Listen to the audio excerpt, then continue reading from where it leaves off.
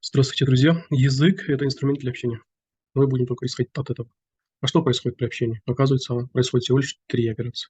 Первое, мы задаем вопросы. Второе, мы отвечаем на вопросы положительно. Третье, мы отвечаем на вопросы отрицательно. Так, например, сіз Алматыда тұрасыз ба? Это у нас вопрос. Я Алматыда тұрамын. Это у нас положительный ответ. Жоқ, Алматыда тұрмаймын. Это у нас отрицательный ответ. А в казахском языке предложения образуются с помощью слов и окончаний. Правильно подобранные окончания– это, получается, правильно донесенные мысли. Так, давайте теперь познакомимся с окончаниями. Их, оказывается, на самом деле всего лишь 4 вида. Так, первый вид– личные окончания, они вот так вот выглядят. Так, друзья мои, на таблице вступительной части не обращайте внимания. Это не те таблицы, с помощью которых мы их будем запоминать. Хорошо? Это обычные таблицы, которые в сети можете находить. Так, второй вид окончания– это падежные окончания. На данном этапе ваше дело посмотреть на количество окончаний просто. Так, третий вид окончания– притяжательное окончание. Это в единственном числе, а это во множественном числе. И, наконец, четвертый вид окончания– это окончание множественного числа. Тарлер, тарлер, тартер. Так, теперь посмотрите, друзья. Как вы видите, видов окончаний немного, но количество окончаний довольно-таки много, да? Теперь понятно, да, почему люди не могут заговорить на казахском языке. То есть они не могут образовывать предложения, так как не могут распознавать и правильно добавлять окончание к слову, да? Так, но есть хорошая новость. Хорошая новость. Из всех этих 4 видов окончаний для образования предложения используются только личные окончания и падежные окончания.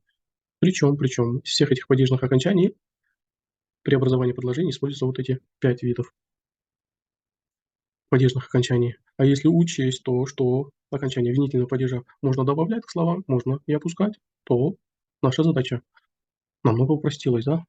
То есть нам теперь всего-навсего, чтобы задавать вопросы и отвечать на вопросы положительно или же отрицательно, нужно научиться добавлять к словам личные окончания и всего лишь 4 вида падежных окончаний. Так, теперь давайте познакомимся с функциями этих окончаний. Личные окончания, они нам нужны для завершения предложений. Так, берем предложение и смотрим на последнее слово в этом предложении, и он будет обязательно содержать в себе личные окончания. А падежные окончания вот эти, они нужны для того, чтобы соединить те слова между собой, которые находятся внутри, в середине предложения, друзья мои.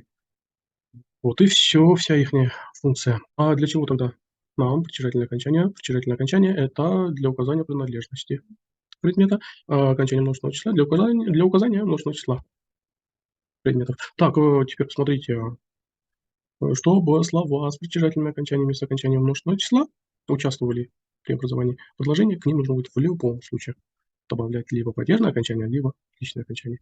Вот и все, друзья мои. Поэтому мы будем учиться только добавлять к словам личные и падежные окончания. Так, теперь еще этого момента. В казахском языке нет родов, что еще упрощает нам процесс обучения. Там в казахском языке ударение всегда падает на последний слог, что тоже, да, нам упрощает процесс обучения. Это все, друзья мои. До встречи на первом уроке.